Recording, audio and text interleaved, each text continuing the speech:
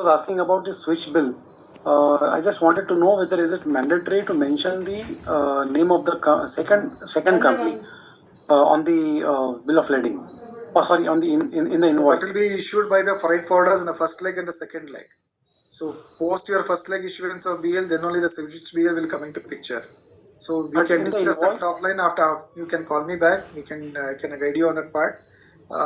But it is a freight forwarder's issue, and he has to agree with that one. So whoever is there, that person has to agree with you, your carrier person. So thank you. And one more question, sir, regarding this two order to be mentioned on the this thing. So you said it is only for the LC. So in case of different payment mode like 30% advance and 70% against the submission of bill of lading, is it not applicable? No. Okay, only for LC. Only in your 30% advance and all other things will be mentioning it in your bill of lading there itself. In your commercial invoice will be mentioning across. But it is all through bank. Even though your transaction is through banks, all transactions are through bank. Here you submit all the documents through bank. Bank will be the primary factor. Will be assuring you that I am giving you the payment. So all documents will be sent from this bank to the other bank, other end. So that's why it is two order. So you are ordering the bank. You are placing the order to the bank there. Whereas here you have placed the contract, you are in line with them for 30%, 70% acceptance, then only it is being done across. So here bank doesn't have any role. It is only receiving just like any other deposits are coming into picture. You need to provide your documentation to that effect. That's all, sir. Our intention is that our name should not come in the information provided by so many forwarders. So to order this, we are masking the name of our customer or name of our company. So we don't want our company name to get published. So we want to mask that name. However you come to do it, they will come to know your name when you have already contracted with your purchase order and everything. They will know who you are, who is supplying. No, not to them, sir. When the data is extracted through the data extraction, there are other means and ways and means also. Your shipping will definitely indicate who you are. But in general, it is not available. It can be done across, sir. Not an issue. Not sure. To order is more specific for your payments purpose. That's all. Okay. Thank you, sir. Ms. Meena, please unmute yourself. Yeah, good evening, sir. Actually, I have two questions regarding. First one is regarding the LUT, the purpose of LUT in export. Actually, we are operating some LUT applications, and still we are confused what is the purpose of using LUT in GST application. And second one is that what are the different types of BL? Just a brief narration about original BL, master BL, express BL. Because I think you were sharing the screen, but I am unable to see the copy of BL or airway bill or BL. I am unable to see that. So that's why I'm asking these two questions, sir. Okay. Thank you, sir. I'll just run back on this one page up. I'll do.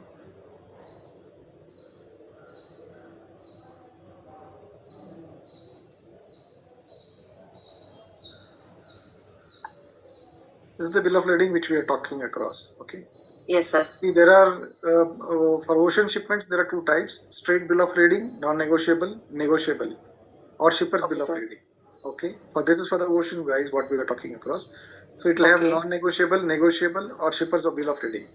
And you are talking about if it is that is the regular ones which we were talking across. This is the regular ones. Yes, sir. Not through LC. Yes, sir. But even through LC, all that bill of ladings can be negotiable, non-negotiable. It will not be there because it's a negotiable bill of lading. Negotiable. Okay, and our shippers bill of lading it will be already mentioned across. So this is the variety which we have got across. So your negotiable is nothing but a shipper's bill of lading only. Okay, you're clear of that part, madam? Yes, sir. We have got two varieties: negotiable, non-negotiable. Okay. So wherever negotiable is there, it will be through bank. Your bill of ladings will be through shipper's bill of lading. This original bill of lading release or this can be bill of lading will be issued. All this straight and non-negotiable and negotiable will be issued in 3 sets: original, duplicate and triplicate and merchant copies. Okay, 4 copies that will be there additionally. Each shipments negotiable as well as non-negotiable will be issued by the shipping line in these varieties only. Only when you want this shipping and when you receive the payment and you want the consignment to be taken away by the consignee, he is in definite need and his production is held up, then you can have the express BL, telex release BL. Instructions, that is all. When you give that instructions, stamping will be done on the same Negotiable, non-negotiable bill of lading only, whether it is an express release or a telex release. That's all. Nothing more than that. It's only a forms and means by the given by the shipping line companies. It is your decision how to do it. Similar thing in the part of airway bill also. That's all. Nothing more than that. Okay, sir. Sir, what is that master BL, sir? But a master BL is the first one which will be there. Your master and house are one thing because it will be issued by the carrier directly to the shipping line agency at the other end. So under master you will have house airway bills. Just like your master airway bill, house master bill of lading will also be there. Master house bill of lading will also be there. So this is a subclass. Under one master you can have 10 to 20 house bill of ladings. Each shipping line can issue more than 10 bill of ladings, house bill of ladings under one master. So they want to consign all the things into one consignment and put it across. Then house BLs will be issued by the freight forwarders across majority. Okay, sir. Thank you, sir. Thank you. And second question is related to LUT. LUT, madam, can you just repeat across, madam? Can you repeat your question, ma'am? Yeah, sir. LUT. What's the purpose of LUT in exports? In deemed export and normal export. Yeah. Now your exports are zero duty free as per customs. They say no. It is not that way. LUT is on payment of duty. All exports for that purpose. Under LUT, you make the payment because it's a bond adjustment only. Just like earlier it was there in SENVAT, MODVAT was prevailing. The same concept has been incorporated in the name of LUT only, letter of undertaking. You give an undertaking for some value saying that you will be exporting such and such, and whatever is there can be getting debited across, and it will get input credit will be there lying in your place itself. It will not be. It will be adjusted against your input credit. Where on IGST payment, you make the payment across through the ITC credit, whatever is available, or any other payment on cash mode to them department. Then your exports can be initiated across. That's an option to you. So your exports are basically primarily under payment of duty only. So whether it is under LUT or under IGST payment. But refund will come to you, IGST refund will come back to you once you export across. So it is a reversal of process which states that your exports have literally gone zero at the rate of 0%. That's all. Your ITC will be there, ITC will be utilized by your end. That will be get debiting across. That's all. Okay, sir. Thank you, sir. Thank you so much. Thank you so much. Thank you. Thank you so much, sir. Mr. Akshay, please unmute yourself. Good evening, sir. Good evening. Sir, actually, I had a question that from where we can generate COO, Certificate of Origin. Yeah, you can do it on DGFT button. You can contact FIO. FIO will guide you for that purpose. No issues about that one. Ma'am, you can please approach us. We will be of help to you for Certificate of Origin. Yes. So one last question we've got in our chat box from Mr. Tumar. Sometimes customs ask for the HSN to be used based on usage and work. However, if we import in India from European supplier and supplier clearly said that HSN is based on the product and mentioned in European Community Customs Tariff information. In such cases, customs may raise a showcase notice. What is your opinion on this matter? We have not come across such things. Nobody has raised because of that one. European Customs Union is in line with the WCO. What is the big thing about HSN there? That what is the issue on that part? You can write to us, sir. We can relook into your HSN code, what you are dictating across. We can come back to you on that part. That's not an issue, sir. But it is all on the same fronts. So why will customs issue showcase notice unnecessarily? If you have declared a monitor as hard disk, then only they will come back to you and tell that this is wrong, boss. You should declare it under monitor only. 8517 should be there. The 85 you are declared 8524. Apart from that, why would customs do that one?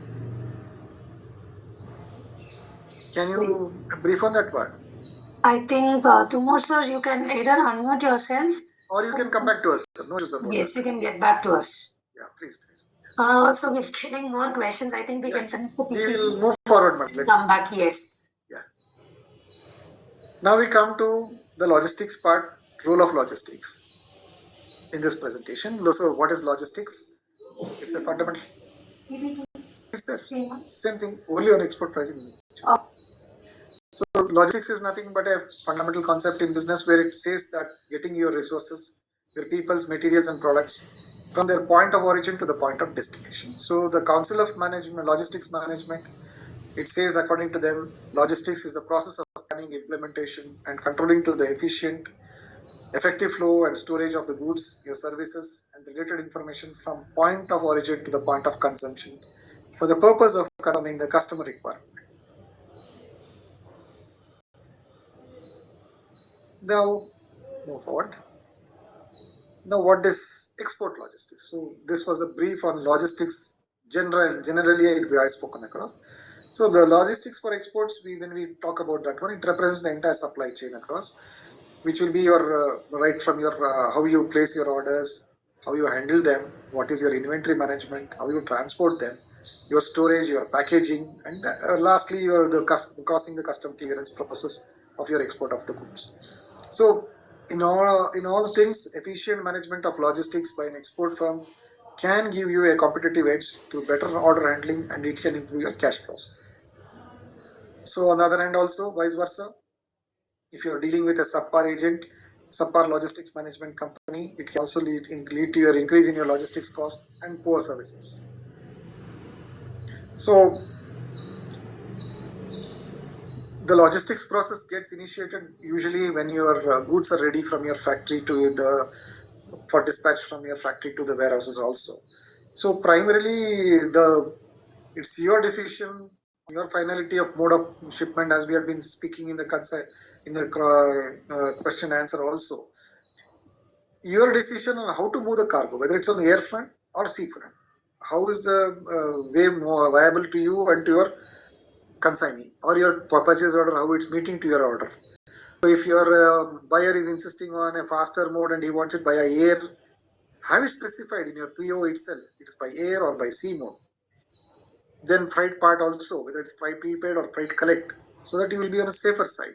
So primarily the decisions for to start with the kickstart the logistics has to come out from your end only. So when you raise your purchase order across. So then post all those things, when you have some things in place, your invoice is there, then you can talk to your freight forwarder how to transport the goods from point A from your port to your the destination, or how it has to be done on a sea mode or an air mode. Those discussions can start off with your custom clearing agent or other things based on your requirements across. So the freight forwarder will maintain working relations with all the vessel operators, airlines, and the freight forwarder also and the air mode also will be maintaining with the airlines, and the non-vessel operating carriers also to get a great deals for your shipper or for your exporters. Post this, your next step will be to appoint a custom clearing agent or a custom broker for shipping, who will ensure that you comply with all the rules and regulations with respect to export processes, documentation, and custom formalities are completed and adhered. Till the goods reach to your final destination, he will take care, he will monitor across. So the custom clearing agents, the custom brokers play an important role in the finalization of the freight rates also, and also on the airlines, which can be predictable ones, which will be suiting to your needs and to your rates. They will also advise you whether your cargo, if it is on a sea mode, if it is to be on a full container load or on a LCL load.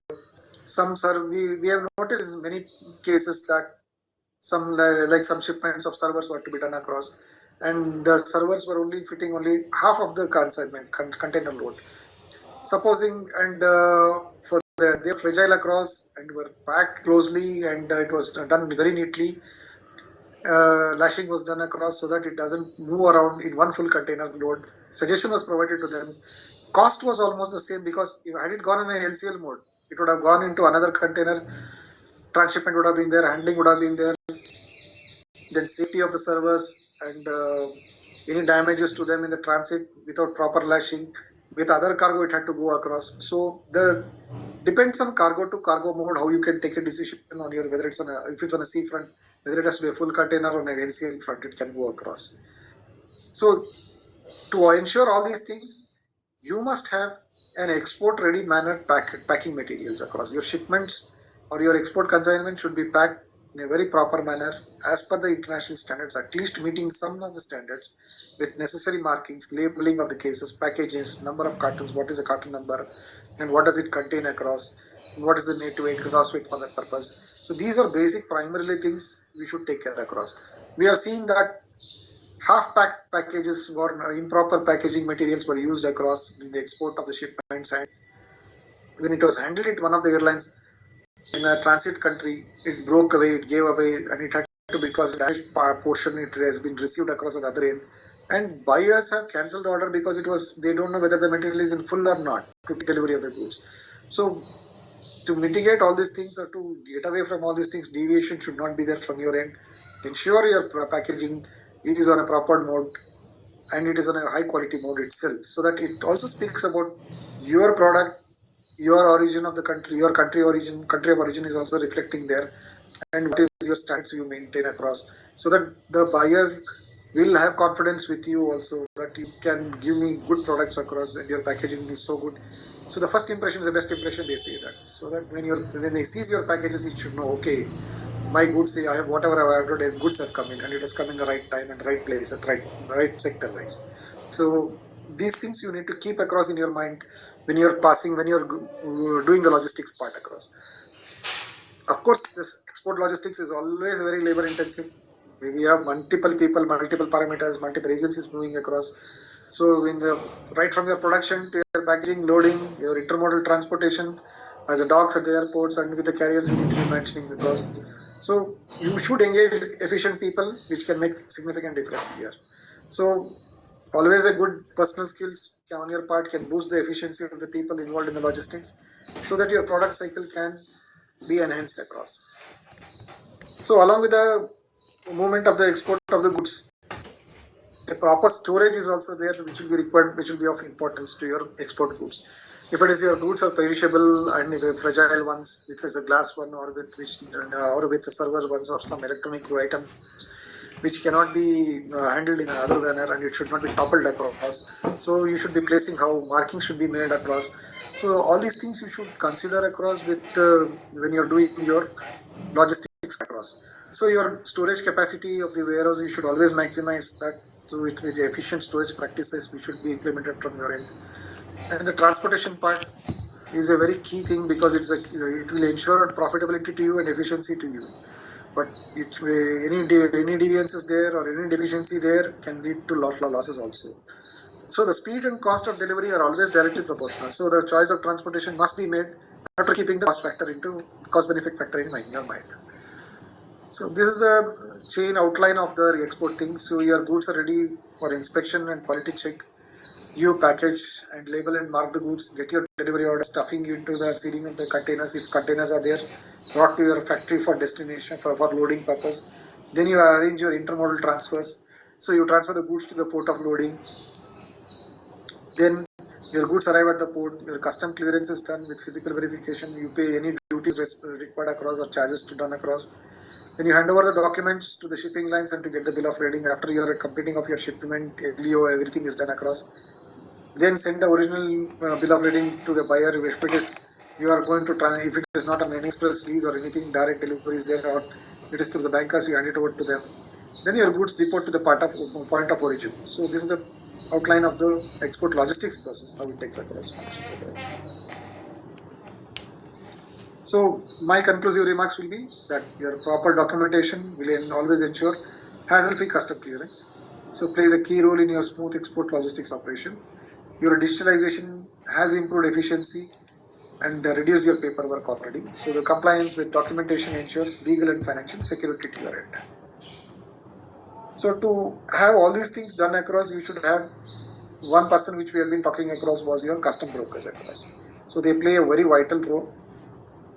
So liaising with your airline, shipping line forwarders, who ensure they ensure the custom space confirmation, everything with the airlines and the shipping line forwarders. So they ensure your proper documentations with the custom clearance, payment of your necessary export duty wherever applicable. They advise and obtain necessary regulatory permissions from the concerned agencies also. So it ensures appropriate pickup of the shipment as per the regulated temperatures requirements by coordinating with your production team department or with your or with any of your other department people work there. So definitely they ensure that the shipment is deposited in the temperature controlled warehouse at air cargo reefer container, the ICDs in the ports. So custom brokers, they play a huge role in this logistics supply chain across. So the one important person, fulcrum between the exporter and the customs will be the custom broker here. So your custom clearance, your timely connections with the vessels he takes across, rebates with the custom departments will be followed up by him as per the policies in force. They provide shipping advice to the exporters on transit and delivery of the shipments. So they arrange the shipping bill documents like the bill of lading, airway bill from to the exporters to be submitted to the banks for receiving the remittance. So overall, custom brokers play a vital role. Engaging in an authorized custom brokers should be your priority. We have seen that many freight forwarders, other sub-agents, sublet agents also are there operating across. But an authorized recognized custom broker can guarantee you custom clearance and be a responsible agent also. So we advise that, my advice will be, please look out for the best, for the authorized regular clearing agent, custom brokers who are recognized by the customs department. They are issued licenses by the department themselves. So they are liable under the Customs Act and they are covered under the Customs Act. Their compliance levels are also higher. They will be a good guide to you. So we request you to go through recognized custom brokers only. So now we were talking on the supply chain front, on the logistics front. I'll give you an overall picture on how the perishable supply chain looks like if you are dealing with any agri products or anything that way. So you pack, peak, pre-cold, your reefer shipment transport will be there into your cold warehouses. So how it moves to your cold warehouse, from there transportation can be done, delivery to your markets or to their export agencies, wherever it has to be going across to the ports. So depositing in the cold storage warehouses at the airports, these will be your primary concern. The perishable supply chain will be looking just like this way. See, this is how the carton crates are packed for the agri products. I'm insisting on agri as well as pharma sectors. They are all done in the same way. Cold storage looks the same way, this way. This is an outline of the same thing. How your vegetables move across every day. If somebody is dealing with agri products, then they should have the idea about this one.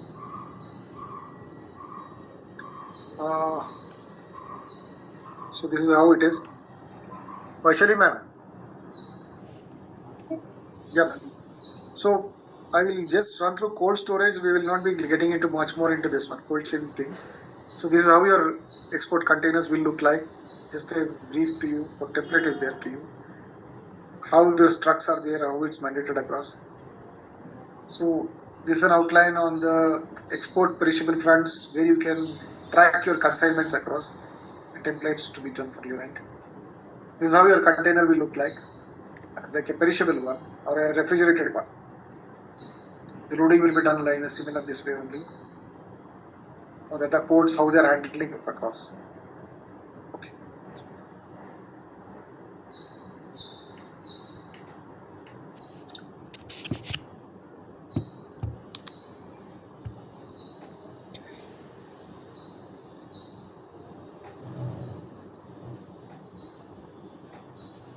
Yeah.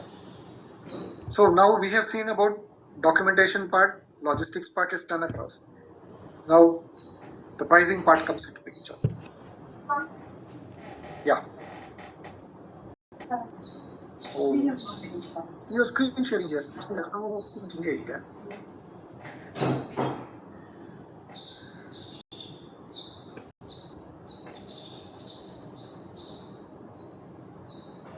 Yes.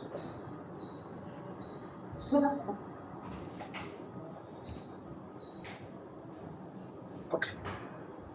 Now the crucial factor, export pricing. So moment price means everybody's antenna will go up because everybody will have some value to their commodity, to their export value. So after all, the commercial aspect is the main thing, because we have been talking about in the same, right, from purchase order to the commercial invoice to everything. So to arrive at that price, how do you arrive at that price? It's a very dicey situation, very difficult one also. So it's the most complicated as well as a crucial decision, which when you're starting out as an exporter, you should be much aware of this one and how to get into that one. So Usually your market prices will never debit the true value of your product. They will never give you that. You know very well, right from day one, not only a man or a woman, whoever goes into any market, they will definitely want to bargain. They will always say that, no, your product cost you given this. So you will be the only one who can tell how much you can price up, and you can stand out, which can be apart from your other suppliers. Your pricing should always be something which is unique across, which is a affordable one, or it can be compatible one, which can be accepted by others. That is what you will be looking to price across. So finding out the total cost of your manufacturing of the products is comparatively very easy. You will have many considerations which may come into play with you. So when you want to mark up, then you will have a lot of things to be done across. What are the costs I incurred during my production? Power was there, water was there. I had other agencies which had taken care across. But whether I should incorporate all these things here or not? All these things are just to be done across, or some percentage have to be. So this dwindling environment will be always across, and it will be very crucial to take the correct decision across.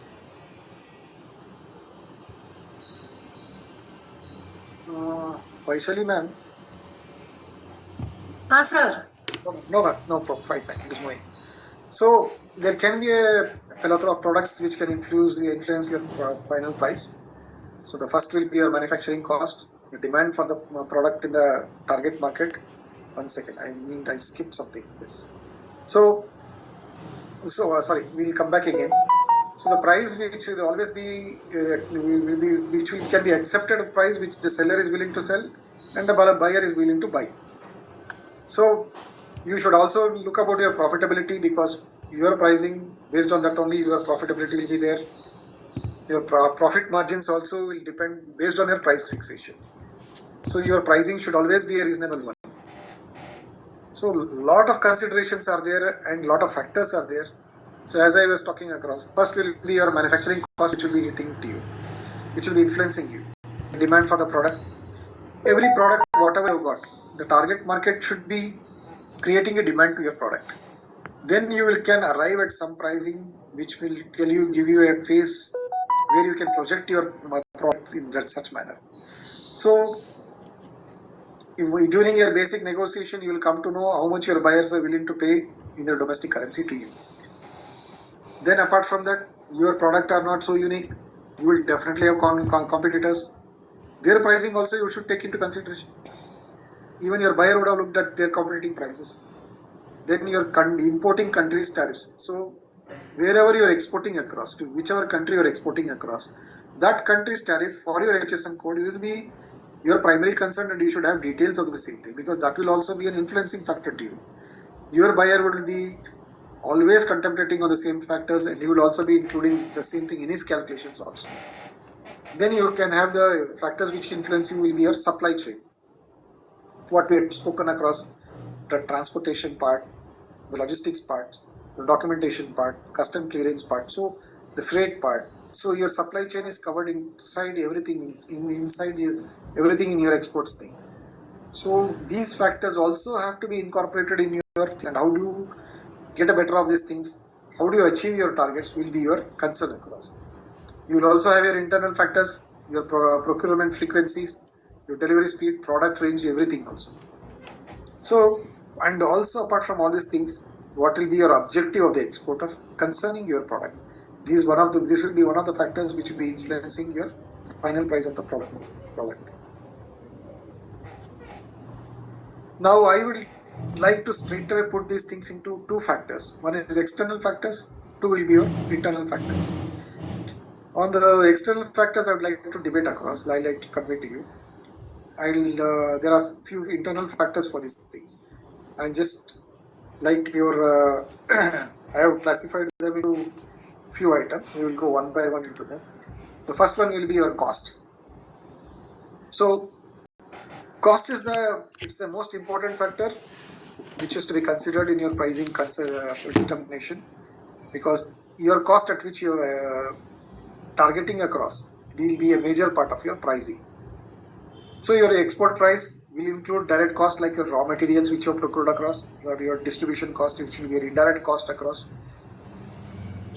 You need to add all the expenses that is incurring also unto the point of your product reaches the buyer. So right from when your product is ready, how you got it, procurement to your reaching to the buyer, all the transit, whatever has happened, you need to outline across that one. Make a graph across. What is that? What is the thing determining across?